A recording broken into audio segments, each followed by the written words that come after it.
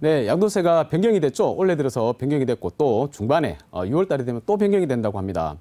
몇 번 설명을 드렸는데 자세하게 설명드릴 기회가 별로 없어서 오늘 한번 다시 준비해봤습니다.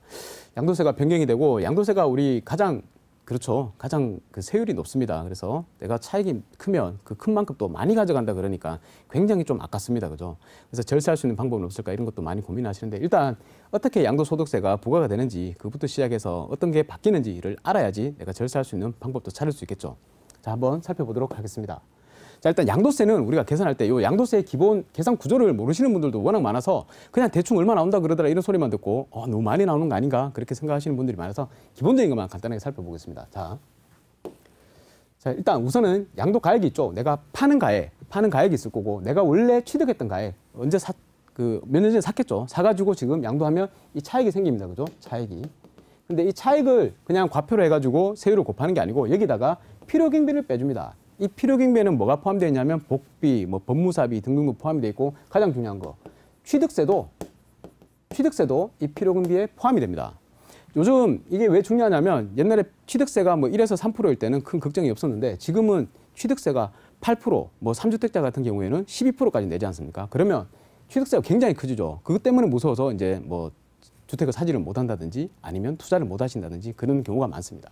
근데 결국에 따지고 보면 이 양도가액을, 양도 차익을 계산을 할 때 중간에 취득세를 한번 빼준다는 겁니다. 그래서 이걸 빼주기 때문에 그렇게 생각하시는 것만큼 무섭게 많이 나오진 않는다. 그 점을 염두에 두시는 게 좋을 것 같습니다. 자, 그리고 취득세를 한번 빼주고 양도 차익이 나오죠. 그럼 이 양도 차익을 다시 내가 오랫동안 보유를 했으면 거기에 대한 인센티브를 줍니다. 그래서 장기로 보유했을 때 그 금액만큼 공제를 해주는 게 있고요. 요거를 공제하고 나면 양도소득이 나오는데요. 이 양도소득에다가 1년에 한 번 250만 원 공제를 또 해줍니다. 250만 원 크지는 않는 것 같지만 그래도 요것도 쏠쏠합니다. 자, 250만 원을 빼주고 그다음에 이제 과세가 표준이 나오죠. 과표가 나오는데 이 과표에다가 이제 양도소득세율을 곱해서 양도소득세가 나온다는 것입니다. 이 양도소득세율은 현재 6에서 45%로 바뀌었습니다. 옛날에는 작년까지만 하더라도 6에서 42%였는데 이제는 10억을 초과하게 되면 양도차익이 10억을 초과하게 되면 45%까지 나온다는 점 알고 계셔야 되고요. 자, 여기다가 이제 이게 끝이냐? 그게 아닙니다. 이게 좀 아쉽지만 또 지방소득세가 또 붙습니다. 양도소득세 나왔는 거에 10%만큼 붙으니까 양도소득세가 40% 나왔다 그러면 40%를 내는 게 아니고요. 지방소득세까지 합쳐서 44%를 내는 겁니다. 꼭 기억하셔야 될 것 같습니다. 자, 납부세액을 이렇게 나옵니다. 자, 그러면 이제 바뀌는 게 뭐뭐 있냐? 여러 가지가 있는데요. 굉장히 많이 바뀌었고 또 앞으로 또 한 3가지가 더 바뀝니다.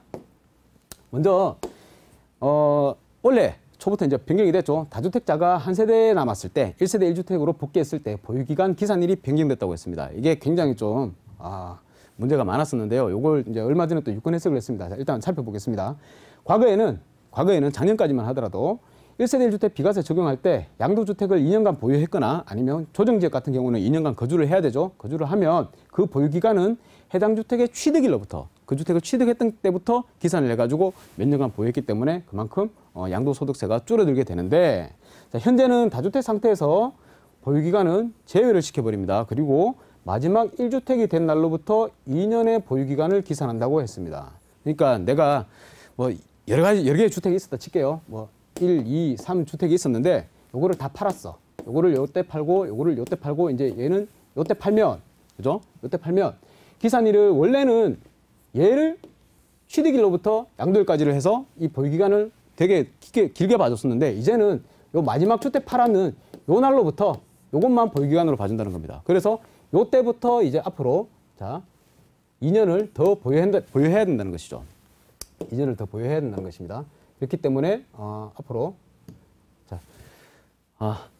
양도세 계산하기가 되게 까다로워졌다. 근데 이게 또 알고 보니까 자료에 나왔을 때는 정부에서 발표했을 때는 보유기간 2년이라고 했는데 그러면 거주기간은 어떻게 되느냐 해서 저희 그때 설명드릴 때는 그냥 거주기간은 나와 있지 않기 때문에 그냥 보유만 2년 하시면 된다라고 했는데 웬걸 이게 뒤집혀 버렸습니다. 기재부에서 유권 해석을 1월 14일인가 내렸는 걸로 알고 있는데요. 그때 유권 해석이 나왔을 때 이 보유기간은 이때부터 2년의 보유기간은 보유기간뿐만이 아니고 거주도 포함된다라고 해버렸습니다. 그래서 굉장히 양도소득세 계산할 때 골치가 좀 아파졌습니다. 이거 꼭 염두에 두셔야 됩니다. 보유만 2년 하는 게 아니고 거주도 앞으로 내가 마지막 주택을 팔고 난 이후부터 2년을 더 하셔야 된다는 거. 그러니까 만약에 내가 딴 데로 이사 가셨던 분이라면 골치가 아파진 거죠. 다시 들어와야 되는데 또 세입자도 있기 때문에 들어오기도 쉽지가 않고 여하튼 복잡해졌습니다. 자, 이 양도하실 계획이 있으신 분들은 꼭 염두에 두셔야 되고요. 그리고 개정되는 거 양도소득세율 아까 옛날에는 6에서 42%라 그랬는데 이제는 6에서 45%까지 10억 초과 과세 구간이 늘었습니다. 그 점 알고 계셔야 될 것 같고요. 자, 그리고 1세대 1주택자 장특공제율이 변경이 됐습니다. 기존에는 내가 보유를 하고 있으면 10년 동안 보유를 했다 그러면 80%까지 장특공 공제를 받을 수 있었는데요. 이제는 내가 거주와 보유를 나눠놨습니다. 1년에 4%, 4%씩 나눠가지고 내가 만약에 2년을 거주를 하고 10년을 보유했다 그러면 과거에는 80%까지 장특공 공제가 됐는데 이제는 2년에 대한 8% 그리고 10년에 대한 40%에서 48%까지밖에 공제를 받을 수가 없습니다. 그래서 32%가 날아가 버리는 겁니다. 이거는 이미 바뀌었기 때문에 어쩔 수 없습니다. 그죠? 자, 그리고 주택수 산정 시 이제는 분양권도 주택수에 양도세 계산할 때 주택수에 포함된다는 거. 그래서 중과가 될 수 있으니까 그것도 알고 계셔야 될 것 같고요. 자, 이제 내년 자, 6월 1일부터죠. 6월 1일부터 되면 또 변경되는 게 있습니다. 이게 중요한데요. 현재는 기본세율에다가 다주택자들, 2주택자는 10% 중과세가 더 붙고요. 그리고 3주택 이상자는 20%가 중과세가 더 붙는데 10%씩 더 늘었습니다. 앞으로 기본세율에다가 20%, 30% 그래서 굉장히 좀 과도하게 아주 징벌적으로 좀 변했다라는 걸 아셔야 될 것 같습니다. 물론 다주택자들은 장특공제율도 적용이 안 됩니다. 중과세 적용이 될 때는 장특공제도 적용이 되지 않기 때문에 굉장히 많은 세금을 내야 된다라는 거 명심하셔야 될 것 같고 그래서 단기 양도소득세율도 변경이 됐고 분양권 소득세율도 변경이 됐습니다. 기존에는 이제 주택 입주권 같은 경우에는 1년 미만이면 40%의 양도소득세율이었는데 이제는 1년 미만은 70% 그러니까 30% 늘었죠. 그리고 2년 미만은 60% 한 20% 늘었습니다. 그리고 나서 이제 기본세율로 가는 거고요.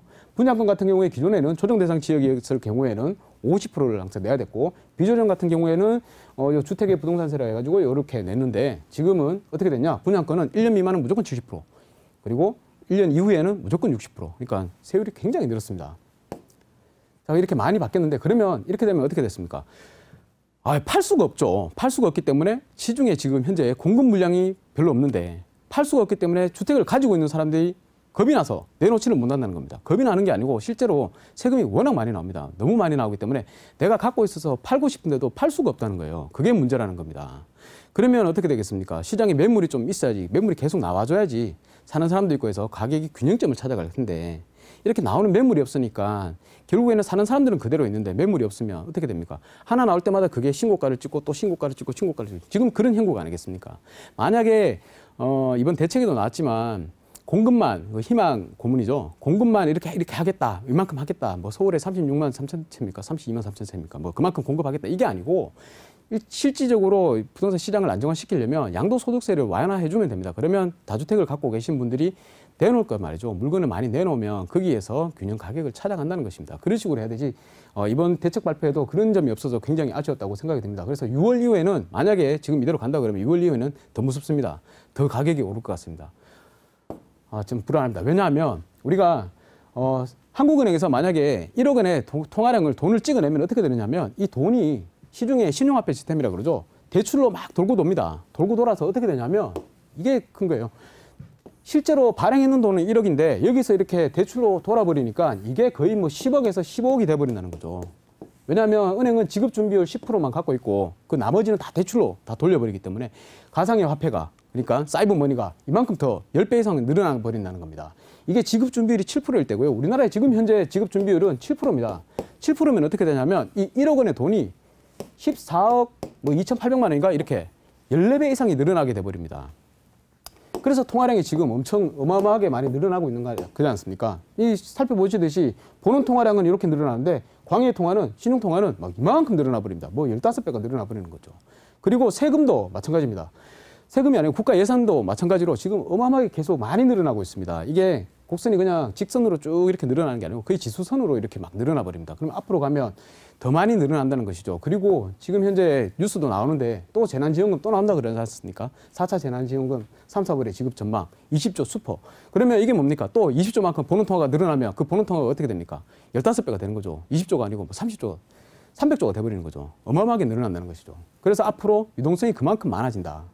보십시오. 화폐 수량 이론이라는 건 이거는 원래 경제학에서 정립되어 있는 이론입니다. M이 뭡니까? 통화량이고 V가 속도인데 이거는 생각하실 거 없고 P가 물가죠. P가 물가고 Q는 생산량인데 이것도 생각하실 거 없고 왜냐하면 생산량이 갑자기 막 늘어나거나 아니면 막 돈이 막 빨리 돈다거나 이런 게 아니기 때문에 자 이걸 고정이라 치면 통화량이 돈이 많이 늘어나면 당연히 물가, 자산 가격은 오를 수밖에 없다는 겁니다. 그죠? 그래서 이 수량 이론에 따라서 본다 하더라도 가격은 앞으로도 계속 우상향할 수밖에 없는 전망을 낼 수밖에 없는 그런 이유가 바로 여기 있다는 겁니다. 돈이 많이 늘어나기 때문입니다. 이 옛날에 노무현 정권 시절이었죠. 그때도 많이 세금으로 많이 압박을 했습니다. 근데 압박을 했을 때 어떻게 됐습니까? 결국에 가격이 많이 안 올랐지 않습니까? 왜냐하면 다주택자들은 갖고 있는 거는 뭐 증여라든지 다른 방법으로 뭐 다 이렇게 돌릴 수도 있고 그리고 또 뭐 세금이 너무 무서우니까 시장에 물량을 내놓지를 못합니다. 그러다 보니 어떻게 됩니까? 늘 이렇게 매물 부족 때문에 가격이 오르더라. 가격이 오르니까 앞으로 계속 그럴 것 같습니다. 그래서 우리가 지금부터 준비해야 될 것은 뭐냐면 이 현금을 그냥 집에 뭐 은행에다 넣어두는 게 아니고 이걸 가지고 어디든 투자처, 실물자산에 뭐 꼭 부동산에 안 해도 좋습니다. 좋은 게 있다면 거기다 투자를 하시라는 겁니다. 그리고 최대한 가급적이면 우리가 자본주의 뭐 135년 역사를 봤을 때도 가장 안전하고 가장 수익률이 높다는 게 바로 부동산이더라라는 연구 논문들도 있습니다. 그런 논문을 봤을 때도 가장 안정적인 데다가 그나마 수익률도 또 높다. 그러면 부동산에 당연히 투자를 해야 되는 거 아니겠습니까? 내 가진 현금을 은행이나 금고에 넣어두지 마시고 지금이라도 바로 아주 좋은 지역에 유망한 지역에 부동산은 또 입지죠. 입지를 보고 투자를 해놓으시는 게 앞으로 실물자산 인플레이션에 방어하는 해지가 될 것이다 라는 걸 제 생각이니까 여러분들도 꼭 그렇게 하시기를 바라겠습니다. 그러면서 오늘은 마치고 다음에 또 뵙도록 하겠습니다. 감사합니다.